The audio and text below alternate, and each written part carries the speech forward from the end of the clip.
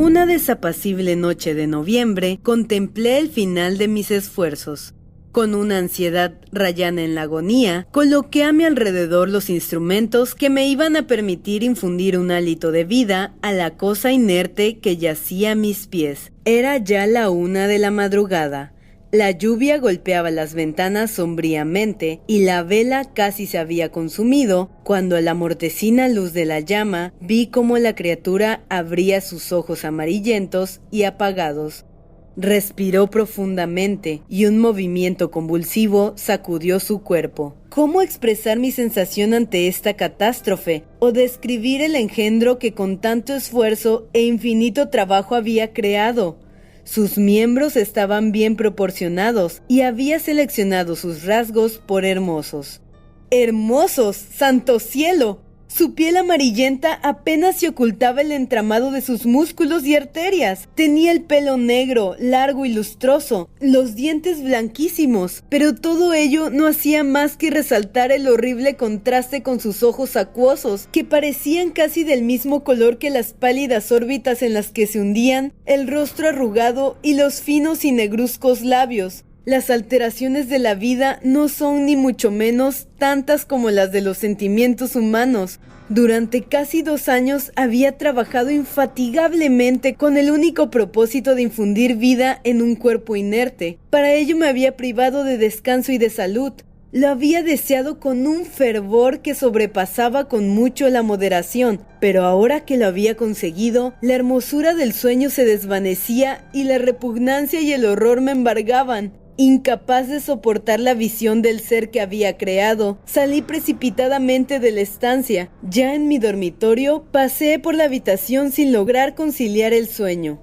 Finalmente, el cansancio se impuso ante mi agitación y vestido me eché sobre la cama en el intento de encontrar algunos momentos de olvido. Mas fue en vano. Pude dormir, pero tuve horribles pesadillas. Veía a Elizabeth, rebosante de salud, paseando por las calles de Ingolstadt. Con sorpresa y alegría la abrazaba, pero en cuanto mis labios rozaron los suyos, empalidecieron con el tinte de la muerte. Sus rasgos parecieron cambiar y tuve la sensación de sostener entre mis brazos el cadáver de mi madre. Un sudario le envolvía y vi cómo los gusanos reptaban entre los dobleces de la tela.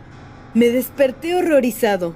Un sudor frío me bañaba la frente, me castañaban los dientes y movimientos convulsivos me sacudían los miembros. A la pálida y amarillenta luz de la luna que se filtraba por entre las contraventanas, vi al engendro, al monstruo miserable que había creado. Tenía levantada la cortina de la cama y sus ojos, si así podían llamarse, me miraban fijamente. Entreabrió la mandíbula y murmuró unos sonidos ininteligibles, a la vez que una mueca arrugaba sus mejillas. Puede que hablara, pero no lo oí. Tendía hacia mí una mano como si intentara detenerme, pero esquivándola me precipité escaleras abajo. Me refugié en el patio de la casa donde permanecí el resto de la noche, paseando arriba y abajo. Profundamente agitado, escuchando con atención, temiendo cada ruido como si fuera a anunciarme la llegada del cadáver demoníaco al que tan fatalmente había dado vida. ¡Ay! Ningún mortal podía soportar el horror que inspiraba aquel rostro. Ni una momia reanimada podría ser tan espantosa como aquel engendro. Lo había observado cuando aún estaba incompleto, y ya entonces era repugnante. Pero cuando vi que sus músculos y articulaciones tuvieron movimiento, se convirtió en algo que ni siquiera Dante hubiera podido concebir. Pasé una noche terrible. A veces el corazón me latía con tanta fuerza y rapidez que notaba las palpitaciones de cada arteria. Otras casi me caía al suelo de pura debilidad y cansancio. Junto a este horror sentía la amargura de la desilusión. Los sueños que durante tanto tiempo habían constituido mi sustento y descanso se convertían ahora en un infierno, y el cambio era tan brusco, tan total. Por fin llegó el amanecer, gris y lluvioso, e iluminó ante mis agotados y doloridos ojos la iglesia de Ingolstadt, el blanco campanario y el reloj que marcaban las 6. El portero abrió las verjas del patio, que había sido mi asilo aquella noche, y salí fuera cruzando las calles con paso rápido, como si quisiera evitar al monstruo que temía ver aparecer al doblar cada esquina. No me atreví a volver a mi habitación, me sentí empujado a seguir adelante pese a que me empapaba la lluvia que a raudales enviaba un cielo oscuro e inhóspito. Seguí caminando así largo tiempo, intentando aliviar con el ejercicio el peso que oprimía mi espíritu. Recorrí las calles sin conciencia clara de dónde estaba o de lo que hacía.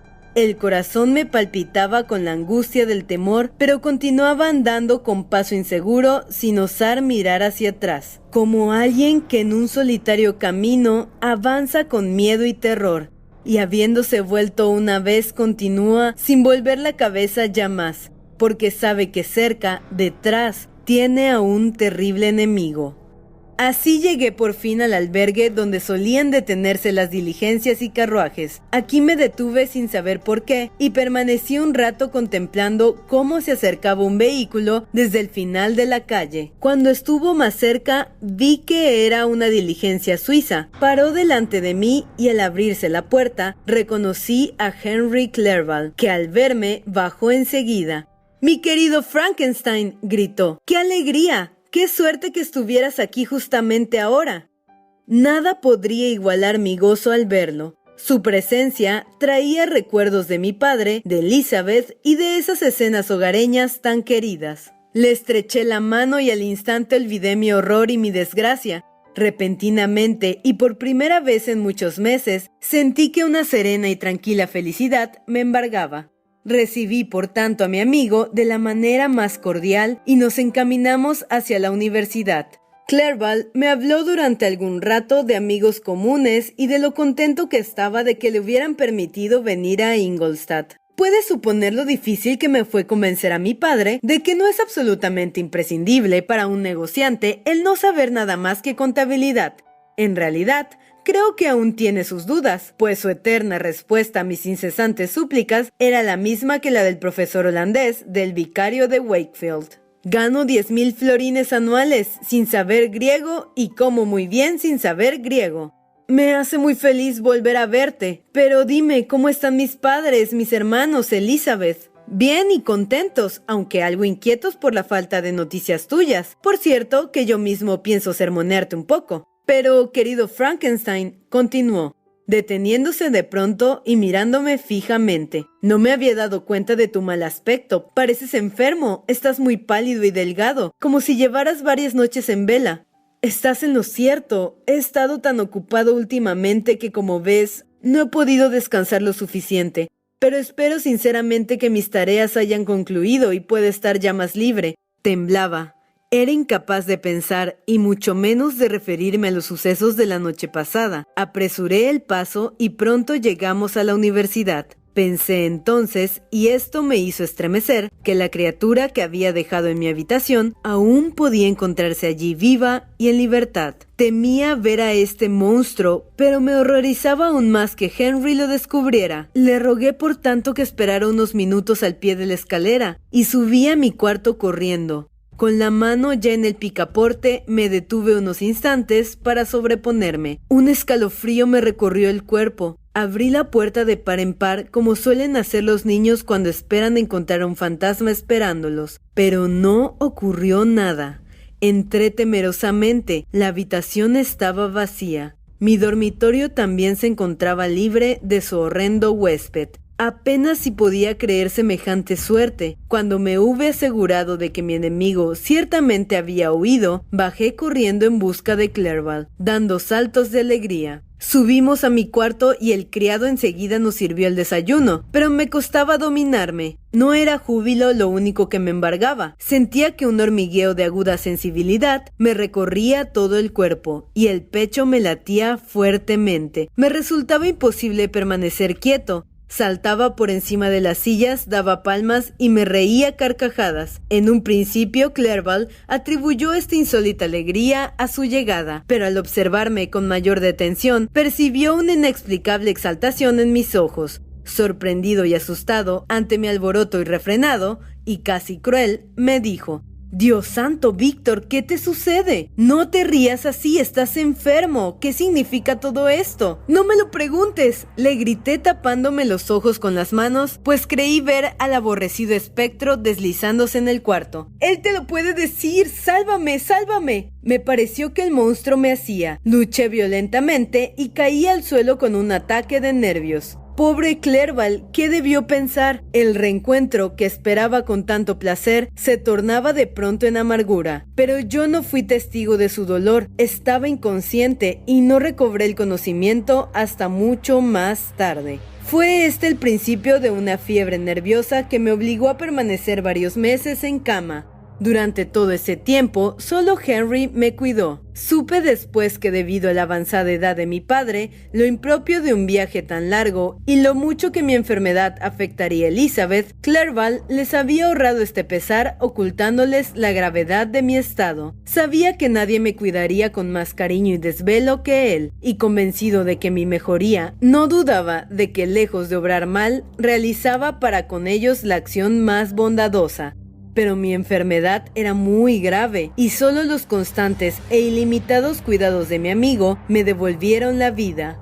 Tenía siempre ante los ojos la imagen del monstruo al que había dotado de vida y deliraba constantemente sobre él.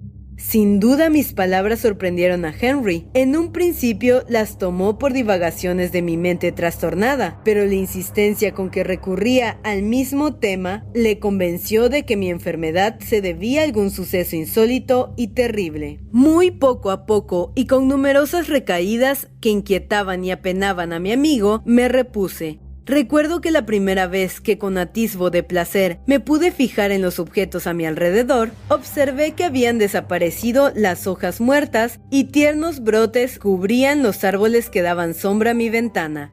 Fue una primavera deliciosa y la estación contribuyó mucho a mi mejoría. Sentí renacer en mí sentimientos de afecto y alegría, desapareció mi pesadumbre y pronto recuperé la animación que tenía antes de sucumbir a mi horrible obsesión. Querido Clerval, exclamé un día, ¡qué bueno eres conmigo! En vez de dedicar el invierno al estudio, como habías planeado, lo has pasado junto a mi lecho. ¿Cómo podré pagarte esto jamás? Siento el mayor remordimiento por los trastornos que te he causado, pero me perdonarás, ¿verdad? Me consideraré bien pagado si dejas de atormentarte y te recuperas rápidamente. Y puesto que te veo tan mejorado, ¿me permitirías una pregunta? Temblé. ¿Una pregunta? ¿Cuál sería? ¿Se referiría acaso a aquello en lo que no me atrevía ni a pensar? Tranquilízate, dijo Clerval al observar que mi rostro cambiaba de color. No lo mencionaré si ha de inquietarte, pero tu padre y tu prima se sentirían muy felices si recibieran una carta de tu puño y letra. Apenas saben de tu gravedad y tu largo silencio les desasosiega. ¿Nada más, querido Henry? ¿Cómo pudiste suponer que mis primeros pensamientos no fueran para aquellos seres tan queridos y que tanto merecen mi amor? Siendo esto así, querido amigo, quizás te alegre leer esta carta que lleva aquí unos días. Creo que es de tu prima.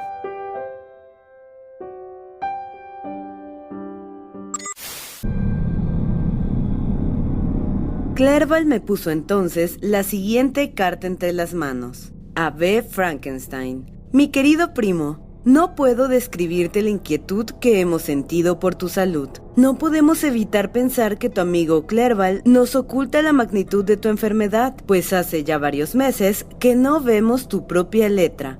Todo este tiempo te has visto obligado a dictarle las cartas a Henry, lo cual indica, Víctor, que debes haber estado muy enfermo.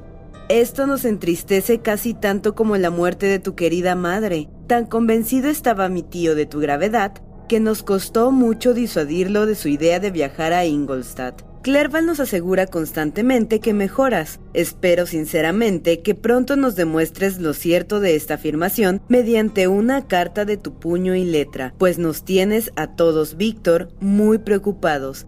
Tranquilízanos a este respecto y seremos los seres más dichosos del mundo.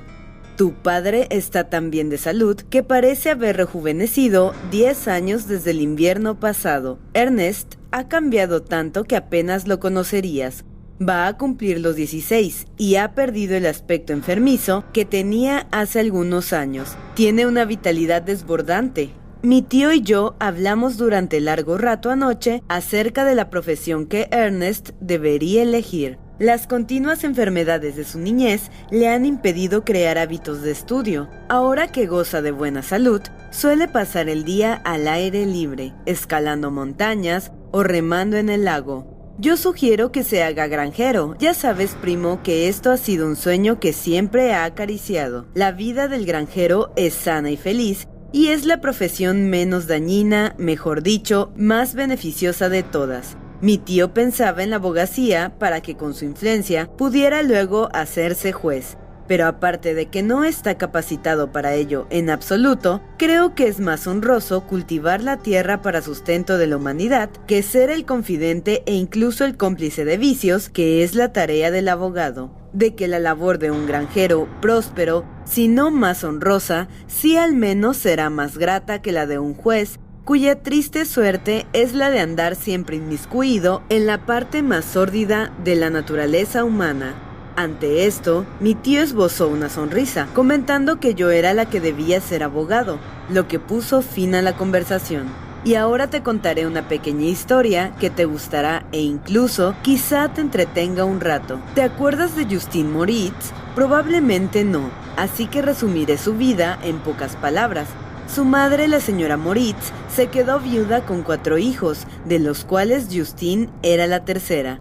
Había sido siempre la preferida de su padre, pero incomprensiblemente su madre la aborrecía, y tras la muerte del señor Moritz, la maltrataba. Mi tía, tu madre, se dio cuenta y cuando Justine tuvo 12 años, convenció a su madre para que la dejara vivir con nosotros. Las instituciones republicanas de nuestro país han permitido costumbres más sencillas y felices que las que suelen imperar en las grandes monarquías que los circundan. Por ende, hay menos diferencias entre las distintas clases sociales de sus habitantes, y los miembros de las más humildes, al no ser ni tan pobres ni estar tan despreciados, tienen modales más refinados y morales. Un criado en Ginebra no es igual que un criado en Francia o en Inglaterra. Así pues, en nuestra familia, Justine aprendió las obligaciones de una sirvienta, condición que en nuestro afortunado país no conlleva la ignorancia ni sacrificar la dignidad del ser humano. Después de recordarte esto, supongo que adivinarás quién es la heroína de mi pequeña historia, porque tú apreciabas mucho a Justine. Incluso me acuerdo que una vez comentaste que cuando estabas de mal humor, se te pasaba con que Justine te mirase, por la misma razón que esgrime Ariosto al hablar de la hermosura de Angélica. Desprendía alegría y franqueza. Mi tía se encariñó mucho con ella, lo cual la indujo a darle una educación más esmerada de lo que en principio pensaba. Esto se vio pronto recompensado. La pequeña Justine era la criatura más agradecida del mundo. No quiero decir que lo manifestara abiertamente. Jamás la oí expresar su gratitud, pero sus ojos delataban la adoración que sentía por su protectora. Aunque era de carácter juguetón e incluso en ocasiones distraída, estaba pendiente del menor gesto de mi tía, que era para ella modelo de perfección. Se esforzaba por imitar sus ademanes y manera de hablar, de forma que incluso ahora a menudo me la recuerda. Cuando murió mi querida tía, todos estábamos demasiado llenos de nuestro propio dolor para reparar en la pobre Justine, que a lo largo de su enfermedad la había atendido con el más solícito afecto. La pobre Justine estaba muy enferma, pero la guardaban otras muchas pruebas. Uno tras otro murieron sus hermanos y hermanas y su madre se quedó sin más hijos que aquella a la que había desatendido desde pequeña. La mujer sintió remordimiento y empezó a pensar que la muerte de sus preferidos era el castigo que por su parcialidad le enviaba el cielo. Era católica y creo que su confesor coincidía con ella en esa idea. Tanto es así que a los pocos meses de partir tú hacia Ingolstadt, la arrepentida madre de Justine la hizo volver a su casa. Pobrecilla, cómo lloraba al abandonar nuestra casa. Estaba muy cambiada desde la muerte de mi tía. La pena le había dado una dulzura y seductora docilidad que contrastaban con la tremenda vivacidad de antaño. Tampoco era la casa de su madre el lugar más adecuado para que recuperara su alegría. La pobre mujer era muy titubeante en su arrepentimiento. A veces le suplicaba a Justine que perdonara su maldad, pero con mayor frecuencia la culpaba de la muerte de sus hermanos y hermana. La obsesión constante acabó enfermando a la señora Moritz, lo cual agravó su irascibilidad. Ahora ya descansa en paz. Murió a principios de este invierno al llegar los primeros fríos. Justine está de nuevo con nosotros y te aseguro que la amo tiernamente. Es muy inteligente y dulce. Como te dije antes, sus gestos y expresión me recuerdan con frecuencia a mi querida tía. También quiero contarte algo, querido primo, del pequeño William. Me gustaría que lo vieras, es muy alto para su edad, tiene los ojos azules, dulces y sonrientes, las pestañas oscuras y el pelo rizado. Cuando se ríe, le aparecen 2 hoyuelos en las mejillas sonrosadas. Ha tenido 1 o 2 pequeñas novias, pero Luisa Virón es su favorita, una bonita criatura de 5 años.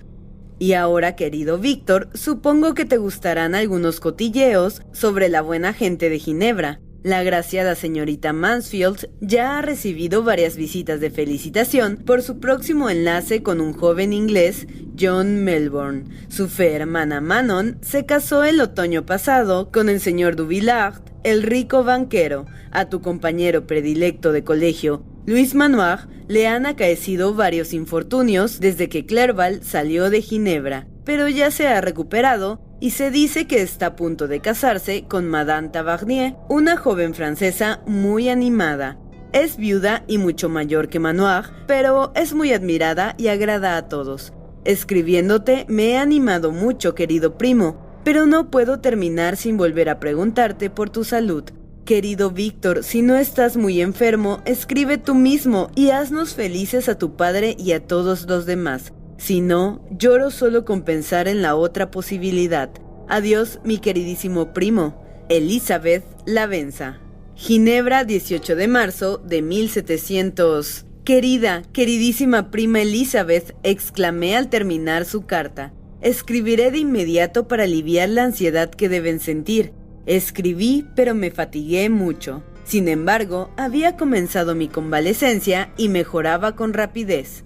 Al cabo de 2 semanas, pude abandonar mi habitación. Una de mis primeras obligaciones, tras mi recuperación, era presentar a Clerval a los distintos profesores de la universidad. Al hacerlo, pasé muy malos ratos, poco convenientes a las heridas que había sufrido mi mente. Desde aquella noche fatídica, final de mi labor y principio de mis desgracias, sentía un violento rechazo por el mero nombre de filosofía natural. Incluso cuando me hube restablecido por completo, la sola visión de un instrumento químico reavivaba mis síntomas nerviosos.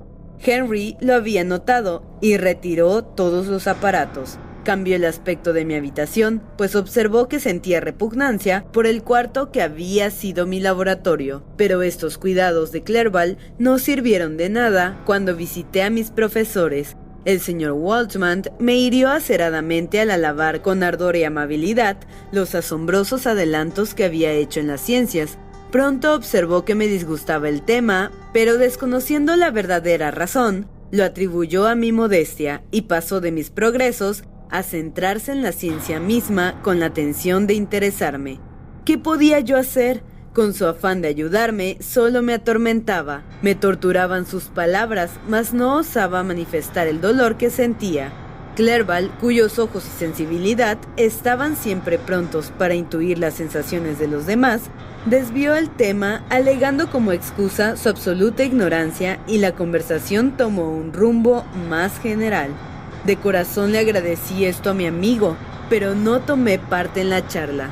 Vi claramente que estaba sorprendido, pero nunca trató de extraerme el secreto. Aunque lo quería con una mezcla de afecto y respeto ilimitado, no me atreví a confesarle aquello que tan a menudo me volvía a la memoria, pues temía que al revelárselo a otro, se me grabaría todavía más. El señor Crump no fue tan delicado. En el estado de hipersensibilidad en el que estaba, sus alabanzas claras y rudas me hicieron más que la benévola aprobación del señor Waltman. «Maldito chico», exclamó. «Le aseguro, señor Clerval, que nos ha superado a todos. Piense lo que quiera, pero así es. Este chiquillo, que hace poco creía en Cornelius Agripa como uno de los evangelios, se ha puesto a la cabeza de la universidad, y si no lo echamos pronto, nos dejará en ridículo a todos». «Vaya, vaya», continuó al observar el sufrimiento que reflejaba mi rostro. «El señor Frankenstein desmodesto, excelente virtud en un joven. Todos los jóvenes debieran desconfiar de sí mismos. ¿No cree, señor Clerval? A mí de muchacho me ocurría, pero eso pronto se pasa». El señor Kemp lanzó entonces un elogio de su persona, lo que felizmente desvió la conversación del tema que tanto me desagradaba. Clerval no era un científico vocacional, tenía una imaginación demasiado viva para aguantar la minuciosidad que requieren las ciencias. Le interesaban las lenguas y pensaba adquirir en la universidad la base elemental que le permitiera continuar sus estudios por su cuenta una vez volviera a Ginebra. Tras dominar el griego y el latín perfectamente, el persa, árabe y hebreo atrajeron su atención. A mí personalmente siempre me había disgustado la inactividad, y ahora que quería escapar de mis recuerdos y odiaba mi anterior dedicación, me confortaba el compartir con mi amigo sus estudios, encontrando no solo formación, sino consuelo en los trabajos de los orientalistas. Su melancolía es relajante y su alegría anima hasta puntos nunca antes experimentados al estudiar autores de otros países. En sus escritos, la vida parece hecha de cálido sol y jardines de rosas, de sonrisas y censuras de una dulce enemiga y del fuego que consume el corazón. Qué distinto de la poesía heroica y viril de Grecia y Roma. Así se pasó el verano y fijé mi regreso a Ginebra para finales de otoño. Varios incidentes me detuvieron.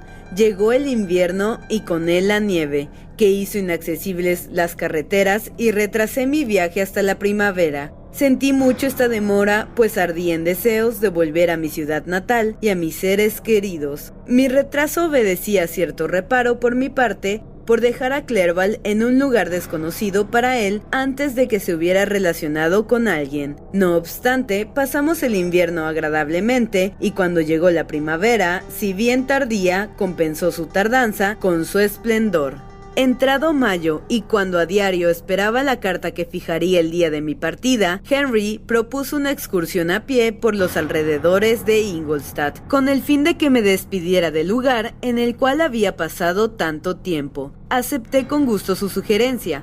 Me gustaba el ejercicio y Clerval había sido siempre mi compañero preferido en este tipo de paseos que acostumbrábamos a dar en mi ciudad natal. La excursión duró 15 días.